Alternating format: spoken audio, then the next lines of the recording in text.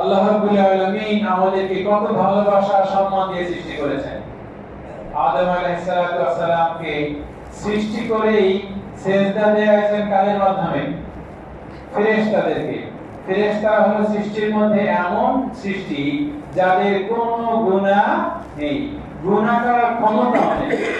ফেরেশতাদের গুনাহ নেই তো নেই, গুনাহ করার শক্তিও নেই, গুনাহ করার মতো ক্ষমতাও নেই, কারণ একদম নিষ্কলুষ। সেই ফেরেশতাদেরকে আল্লাহ রাব্বুল আলামিন বললেন সিজদা দাও কাদেরকে? আদমকে, আদম আলাইহিস সালামকে।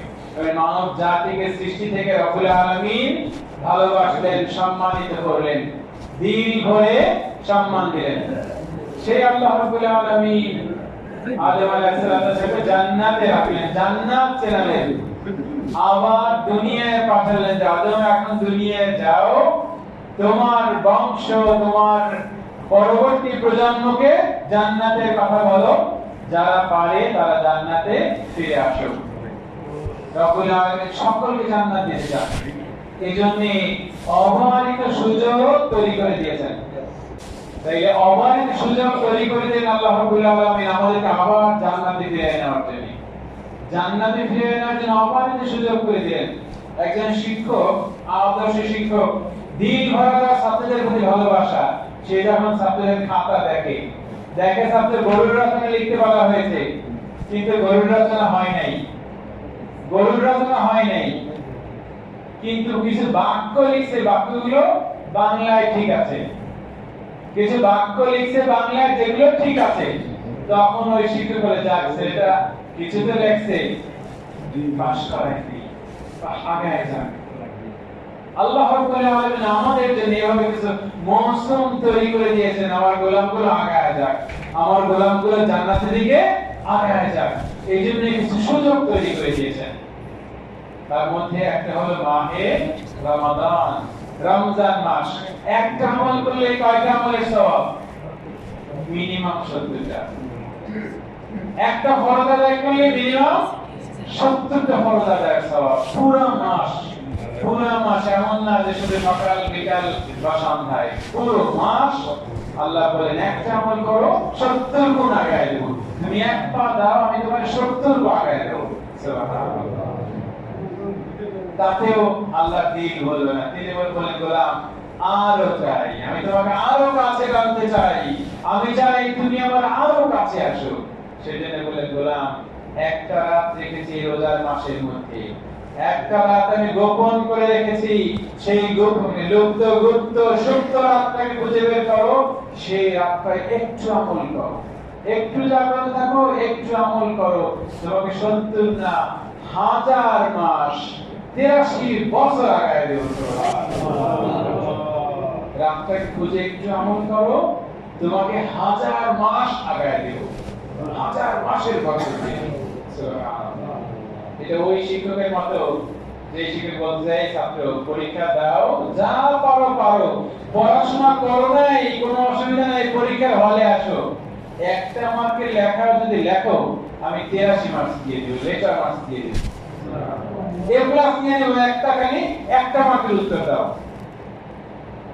আল্লাহ রাব্বুল আলামিন সেভাবেই সুযোগ দিয়েছেন, বললাম আসো আমার পরীক্ষার হলে, আসো আমার পরীক্ষার হলে বসো, একটা মার্ক অন্তত লেখো, আমাকে একটু সেজদা দাও আমি তোমাকে 83 মার্কস দিয়ে দেব। সুবহানাল্লাহ।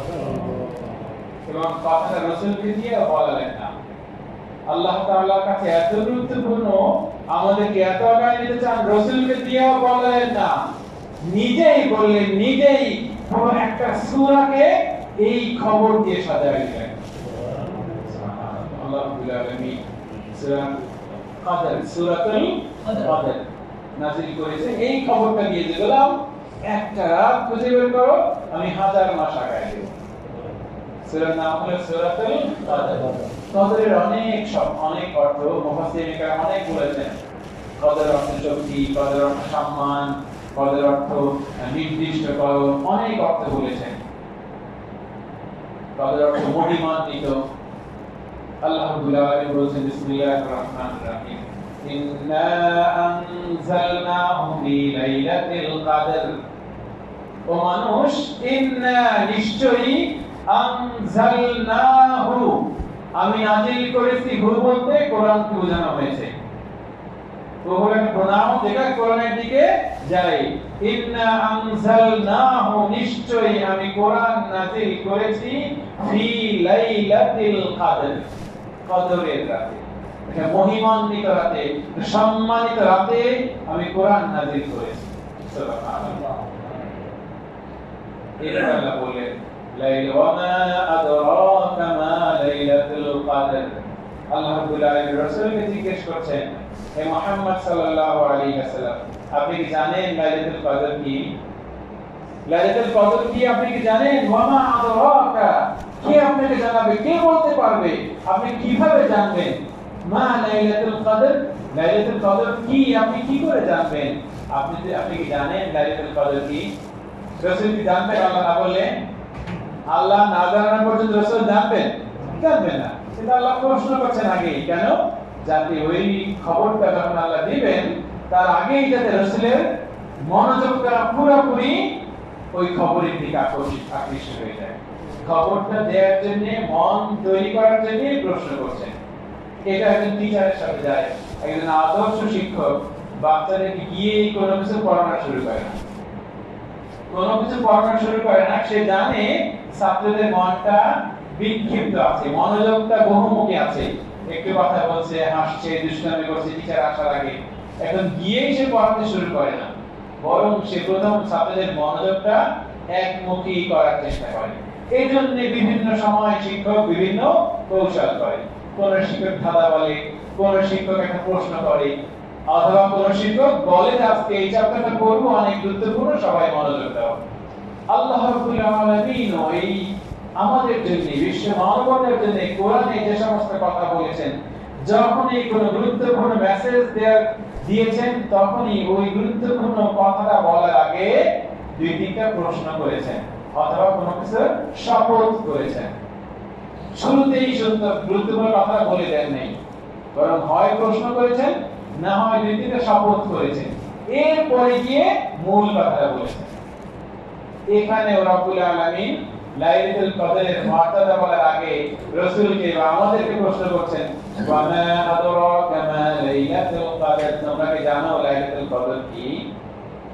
মানে এরপর আল্লাহ আমাদেরকে বলবে, যেমন বলছেন এরপরে লাইলাতুল কদরি খায়রুম মিন আলফি শাহর।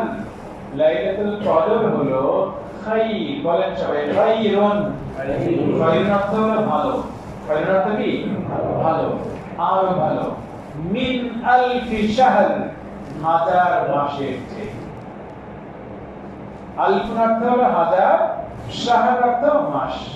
আল্লাহ বলেছেন লাইলাতুল কদরটা হলো হাজার মাসের চেয়েও ভালো, হাজার মাসের চেয়েও উত্তম। সুবহানাল্লাহ। লাইলাতুল কদরি খায়রুম মিন আলফি শাহর তানাজ্জালুল মালাইকাতু ওয়ার রূহু ফিহা বিইذনি রাব্বিহিম। এই রাতটা আল্লাহর কাছে এত প্রিয়, এত গুরুত্বপূর্ণ, যে রাতে আল্লাহ রাব্বুল আলামিন তার ফেরেশতাদেরকে দুনিয়ায় নামিয়ে দেন। তানাজ্জালুল মালাইকাতু ওয়ার রূহ, শুধুমাত্র সাধারণ ফেরেশতা না, বরং ফেরেশতাদের যিনি প্রধান জিবরিল আলাইহিস সালাতু ওয়াস সালাম, যার আরেকটা নাম হলো রূহ, বলেন সেই ফেরেশতা জিবরিল, তাকেও আল্লাহ দুনিয়ায় নামায়।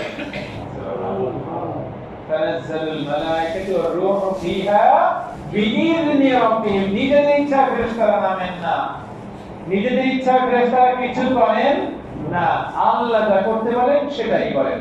আল্লাহ বলেন বিইذনি রাব্বিহিম, ওই ফেরেশতাদের রবের হুকুমে, তার নির্দেশে ফেরেশতারা নিচে নেমে আসে, জমিনে নেমে আসে। সুবহানাল্লাহ। কি পরিমাণ ফেরেশতা আসে? কি পরিমাণ ফেরেশতা আসে? এক হাদিসের ভাষায় বলছেন আল্লাহ রাসূল, ইন্নাল মালাইকাতা তিলকাল লাইল, যে এই রাতে ফেরেশতারা দুনিয়ার জমিনে আসে আকসারা মিন আদাদিল হাসা, তাদের সংখ্যাটা হয় পিবল বা ছোট ছোট নুড়ি পাথরের চেয়েও বেশি। সুবহানাল্লাহ। টুকরা টুকরা নুড়ি পাথর আছে না, ভাঙা ভাঙা কুচি কুচি পাথর, রাস্তায় হাঁটলে আমরা সব জায়গায় দেখতে পাই। রাস্তার পাশে টুকরা টুকরা পাথরের টুকরা পড়ে আছে, এই গুণে শেষ করা যাবে? কোন জায়গায় পাথরের মধ্যে আছে, মাটির মধ্যে আছে, খোলা জায়গায় আছে। আল্লাহ হাদিসে বলছে যে ফেরেশতাদের সংখ্যাটা এত বেশি হয় জমিনে যে ওই নুরি পাথর যেমন গুণে শেষ করা যাবে না, আর লাইলাতুল কদরের রাতে ওই আকতারা মিন আদাদিল হাসা, ওই সংখ্যার চেয়ে নুরি পাথরের সংখ্যার চেয়েও বেশি সংখ্যক ফেরেশতা দুনিয়ায় নেমে আসে। সুবহানাল্লাহ। এই রাতের সম্মানে আল্লাহর গোলামদেরকে জান্নাতের দিকে আগায় দেওয়ার জন্য, যেই গোলামরা এই রাতটা পাওয়ার জন্য সজাগ থাকবে, সজাগ আছে, একটু আল্লাহকে ডাকবে, একটা রাকাত নামাজ পড়বে, হাতে তাসবিহ নিয়ে বসে থাকবে, কোরআন নিয়ে বসে থাকবে, এই মানুষগুলোর মোলাকাত করার জন্য, এই মানুষগুলোকে সম্মানের সাথে সালাম দেওয়ার জন্য, এই মানুষগুলোকে দেখার জন্য এত সংখ্যক ফেরেশতারা নেমে আসে। সুবহানাল্লাহ। এরপরে তানাজ্জালুল মালায়েকাতুর রূহু ফীহা বিইذনি রাব্বিহিম মিন কুল্লি আমর, এবং তারা সব বিষয়ে, এই রাতে সব বিষয়ে আল্লাহ তাআলার ফয়সালা করেন, সব বিষয় নিয়ে আসেন। এরপরে কি আছে? সালামুন কাওলাম মির রাসূলির রাহিম, সালামুন হিয়া হাত্তা মাতলাইল ফাজর। এই ফেরেশতা শুধুমাত্র আসেই না, আল্লাহর বান্দারা যারা সজাগ আছে তাদেরকে সালামও দেয়। সালামুন, সালাম দেয়া হয়, তারা সালাম দেয়, এবং পুরো পরিবেশটাকে আল্লাহ মুহাসসিন আরো বলতেন পরিবেশটাই শান্তিময় হয়ে ওঠে, শান্তি বর্ষিত হয়, শান্তির কথা বলা হয়। হাত্তা হিয়া হাত্তা মাতলাইল ফাজর, ফজরের সময় না হওয়া পর্যন্ত। সুবহানাল্লাহ। তাহলে পুরো রাতের বর্ণনাটা রব্বুল আলামিন নিজে দিলেন। রব্বুল আলামিনের কথাই আমরা শুনলাম। অনেক ব্যাখ্যা আছে, হাদিস আছে, এই রাতের চেনার কিছু আলামতের কথা বলা আছে, যে রাতটা লা হাররা ওয়ালা বারিদা, এই রাতটা খুব গরম হবে না। লাইলাতুল কদর যেটা হবে খুব গরম না, আবার খুব ঠান্ডাও না, একটু প্রশান্ত হবে। সকালে সূর্যটা এমন ভাবে উঠবে যে সূর্যের মনে হয় কোনো রশ্মি দেখা যাবে না, কোনো দিকে রশ্মি ছড়াবে না, এমন ভাবে উঠবে। এবার রাতের কিছু কথা বলা হয়েছে। এখন রাতটা কবে, এই নিয়ে আমরা জুমায় কথা বলেছি, প্রতি বছর বলি। রাতটা কবে? হ্যাঁ, 21, 23, 25, 27। আচ্ছা, চলে গেছে তা আমরা বলে ফেলতে পারি না, তবে আল্লাহ রাসূল বলেছেন, আল্লাহ রাসূল বলেছেন একটা মজার কথা খেয়াল করেন, আমাদের সামাজিক জীবনের জন্য এটা অত্যন্ত গুরুত্বপূর্ণ। আল্লাহ রাসূল বলেছেন, ইন্নী খারাজতু লিউখবিরাকুম বিহা, আমি বাসা থেকে বের হলাম তোমাদেরকে লাইলাতুল কদরের তারিখটা বলে দেওয়ার জন্য। যখন সূরাতুল কদর নাযিল হলো তখন মানুষের মধ্যে অনেক কৌতূহল, কবে লাইলাতুল কদর, কোন রোজায়, কোন তারিখ, কবে লাইলাতুল কদর, কৌতূহল। আল্লাহ রাসূলকে তারিখটা জানায় দেওয়া হলো কোন রোজায়। আল্লাহ রাসূল বলেছেন, আমি বের হলাম তোমাদেরকে তারিখটা জানায় দেব, কিন্তু আমি আমার কাছে দুজন লোক ঝগড়া করতে করতে আসলো, আমার সামনে দুজন লোক ফুলান বা ফুলান ঝগড়া করলো। ওরা ঝগড়া করলো, আর ঝগড়াটা আল্লাহ পছন্দ করেন না। ঝগড়ার কারণে আল্লাহ অনেক নিয়ামত থেকে আমাদের অনেক নিয়ামত উঠায় নেন। আমরা ভাই ভাই ঝগড়া করি না? ভাই ভাই করি, মুসলমানে করি, নামাজিতে করি, অযথাও করি, অযথাও ঝগড়া করি, কথা বলার প্রয়োজন পড়ে না তাও বলে ঝগড়ার পরিমাণ বাড়াই, মার্কায় করি, দলে করি, প্রার্থীতে করি। এগুলো আল্লাহর খুবই অপছন্দ। আল্লাহ চান যে গোলাম যারা আমারই চেনো, আমারই চাও, আমার মসজিদে এসে আমার যারা সিজদা দাও, তোমরা অন্তত পরস্পর ঝগড়া থেকে বিরত থাকো। যার যেটা ভালো সেটা করো, যেই দল যার কাছে ভালো করো, যেই মার্কা যার কাছে ভালো করো, যেই পীর যার কাছে ভালো যাও, কিন্তু ঝগড়া থেকে বিরত থাকো। ঝগড়া করা পছন্দ, কারণ তোমরা সবাই মিলে হলো হ্যাঁ আল্লাহ, আল্লাহর পরিবারের মতো। এই যে আমি আর পরিবারের ঝগড়া আল্লাহ দেখতে চান না। আল্লাহ রাসূল বলেছেন, আমি তোমাদেরকে লাইলাতুল কদরের খবর দিতে আসলাম, কিন্তু আমার সামনে বসে ঝগড়া করা হলো। দুজন মানুষ ঝগড়া করলো। কেউ কেউ বলছেন ঝগড়া লাইলাতুল কদর নিয়েই ছিল। ওই দুজনের মধ্যে ঝগড়া লাইলাতুল কদর নিয়ে ছিল। এই কোন দিন হবে না, ওই দিন না, ওই দিন না, ওই দিন ওই দিন, এই নিয়ে দুজন আমরা যেমন ছোটখাটো বিষয় নিয়ে লেগে যাই। মসজিদের টাইম কোন সময় হবে, 5 মিনিট আগে না পরে, এই বিষয় উঠলেও 10 জন 10 দের কথা বলে শুরু করে। টাইমটাও ঠিকভাবে সিলেক্ট করার স্বাধীনতা থাকে না। যে বিষয় সেই বিষয়ে শুরু হয়ে যাবে। ওখানে হয়তো এরকম নিয়ে শুরু হয়েছে যে কবে লাইলাতুল কদর, দুজনের মধ্যে কি হয়েছে, ওই ঝগড়ার কারণে আল্লাহ রাসূল বলেছেন নসিতুহা, আমাকে ভুলিয়ে দেওয়া হয়েছে, আমাকে লাইলাতুল কদরের তারিখটা ভুলিয়ে দেওয়া হয়েছে তোমাদের ঝগড়ার কারণে। আল্লাহ রাসূল বলেছেন যে আমাকে তারিখটা জানিয়ে দেওয়া হয়েছিল যে কোন রোজা লাইলাতুল কদর, আমাকে জানিয়ে দেওয়া হয়েছিল, আমি ঘর থেকে বের হয়েছিলাম মসজিদে তোমাদেরকে বলে দিব, পথিমধ্যে তোমাদেরকে ঝগড়ায় দেখলাম, আমার মন খারাপ হলো, আল্লাহ নারাজ হলেন, আমার দিল থেকে আল্লাহ তুলে নিলেন, আমি আর তোমাদেরকে বলার মতো মনে করতে পারলাম না। এইভাবে ঝগড়া থেকে আমরা ঝগড়ার কারণে পারিবারিক শান্তি থেকে বঞ্চিত হই, সামাজিক শান্তি থেকে বঞ্চিত হই, রাষ্ট্রীয় শান্তি থেকে বঞ্চিত হই। ঝগড়া অসুন্দর, আল্লাহর কাছে খুবই অপছন্দের, খুবই অপছন্দের। আল্লাহ রাব্বুল আলামিন মুসা আলাইহিস সালামকে পাঠিয়েছেন এর কাছে, ফেরাউনের কাছে। অনেক ঝগড়ার জায়গা হওয়ার কথা না? ফেরাউন যে নিজে আল্লাহ দাবি করে, খোদা দাবি করে, তার কাছে যে নবী যাবে, কত ঝগড়া বিবাদ হবে। কিন্তু আল্লাহ প্রথমে বলে যে কয়টা শেষ করব আমরা একটু 50টা কয়লা সাথে ঠিক আছে শেষ করব। তাই মুসা আলাইহিস সালামকে আল্লাহ রাব্বুল আলামিন নির্দেশ দিয়ে মুসা ওয়াকুলা লাইয়িনা, ঝগড়াটা করে বলো না, খুব উচ্চস্বরে কথা বলা থাকে না, কুলা লাইয়িনা, সুন্দর করে কথা বলো, সুন্দর করে উপস্থাপন করো, তুমি আল্লাহর প্রতিনিধি, আল্লাহ নবী যাচ্ছে, তোমার কথাটা আমাদের অত্যন্ত সুন্দর হয়, রুক্ষ না হোক তোমার কথা, সুন্দর করে উপস্থাপন করো যতক্ষণ সম্ভব।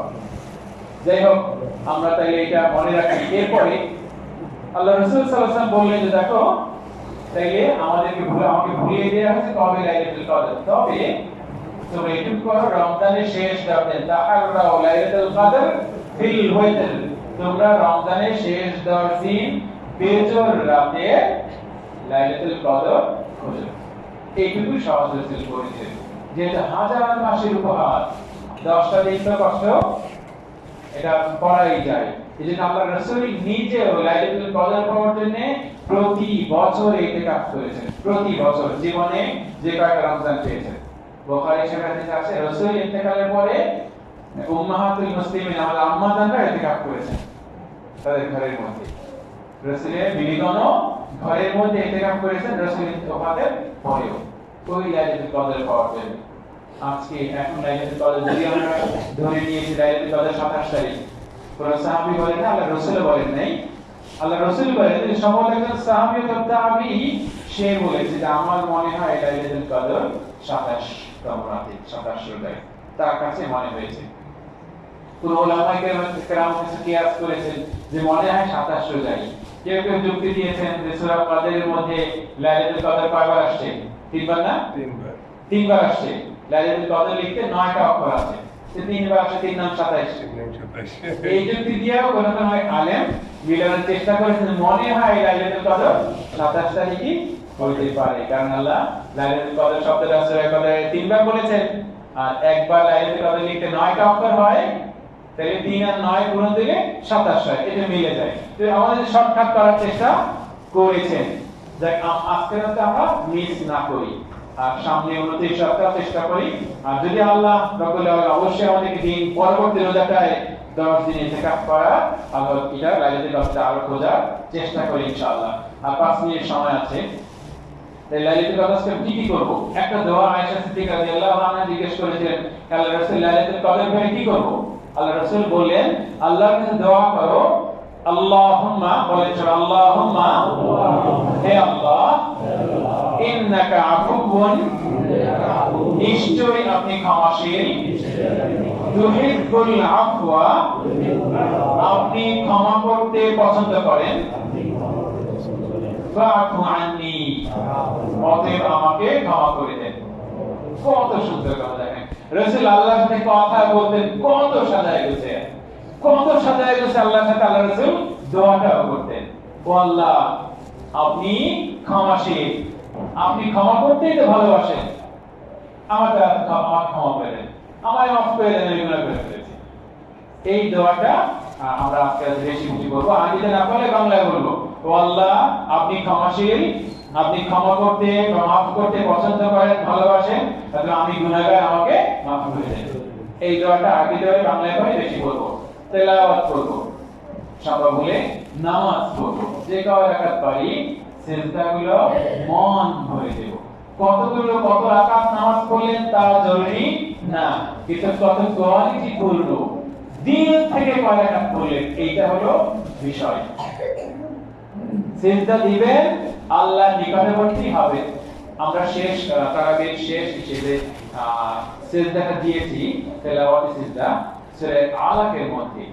যখন সিজদাটা আসে, কিভাবে আসলো? আল্লাহ রাব্বুল আলামিন তার রাসূলকে বলেন, হে রাসূল, ওরা কাফেররা যে যা বলে বলুক, কাফেররা আখিরাতকে অবিশ্বাস করে যত যুক্তি দেয় দেখ, আপনাকে যত উপহাস করে করুক, আপনাকে পাগল বলে বলুক, আপনাকে গণক বলে বলুক, আপনাকে যা বলে বলুক, আপনি সিজদা দেন, আমার প্রিয় হন। দুইটা শব্দ বলেছেন, আমি বললে আপনাদের সিজদা দেয়া ওয়াজিব হয়ে যাবে। বলবো একবার সিজদা দিয়ে দিন, তাইলে হ্যাঁ, একটা সিজদা দিয়ে দিন। আমরা বলছেন ওয়াসজুদ ওয়াক্তারিব, রাসূল আমার যে যা বলে বলুক, আপনি আমাকে সিজদা দেন আর আমার নৈকট্য লাভ করেন, আমার নিকটবর্তী হন। তাহলে সিজদা দিলেই আমার নিকটবর্তী হতে পারবেন। যত সিজদা দিবেন, দিল ভরে আমাকে যত সিজদা দিবেন, আমার কাছে তত প্রিয় হবেন, আমার তত নৈকট্য লাভ করতে পারবেন। সিজদা এরকম একটা সম্পদ। এইজন্য কতগুলো নামাজ পড়লেন ওইটা দরকার নাই, কত সুন্দর করে সিজদা দিলেন। সিজদা আল্লাহর সাথে কি বলেন? সুবহান রাব্বিয়াল আলা, মন দিয়ে বলেন যে আল্লাহ, আপনি সবচেয়ে পবিত্র, আপনার কোনো অপূর্ণতা নাই, আপনার কোনো নির্ভরশীলতা নাই। দিল থেকে বলেন, দিল থেকে আল্লাহর সাথে কথা বলেন। আর এই নামাজের সিজদায় বাংলায় আল্লাহর কাছে দোয়া করতে পারবেন ইনশাআল্লাহ। ঠিক আছে, নফল নামাজ এই দিল থেকে সিজদায় দিল ভরে কথা বলেন। সিজদা এমন একটা অস্ত্র ইমানদারের। এক সাহাবী ছিলেন, যিনি আল্লাহর রাসূলের সেবা করতেন। রাসূল ওযু করতে গেলে সে দৌড়ে গিয়ে পানি ঢেলে দেওয়ার চেষ্টা করত, রাসূলের পানি আগায় দেওয়ার চেষ্টা করত, অপেক্ষায় থাকতো কখন রাসূলের সেবা করবে। এক রাতে রাসূল তাহাজ্জুদ পড়তে উঠছে, আর ওই সাহাবী যে পানি নিয়ে হাজির, হুজুরের ওযুর পানি নিয়ে হাজির। এখন আল্লাহ রাসূল বললেন, এই তুমি আমার কাছে একটা দোয়া চাও, আমার কাছে বলো, আমি আল্লাহর কাছে তোমাদের কি দোয়া করব? আল্লাহর কাছে তোমার জন্য কি দোয়া করব বলো। সে বলে, আল্লাহ রাসূল, আমি জান্নাতে আপনার সাথে থাকতে চাই, এই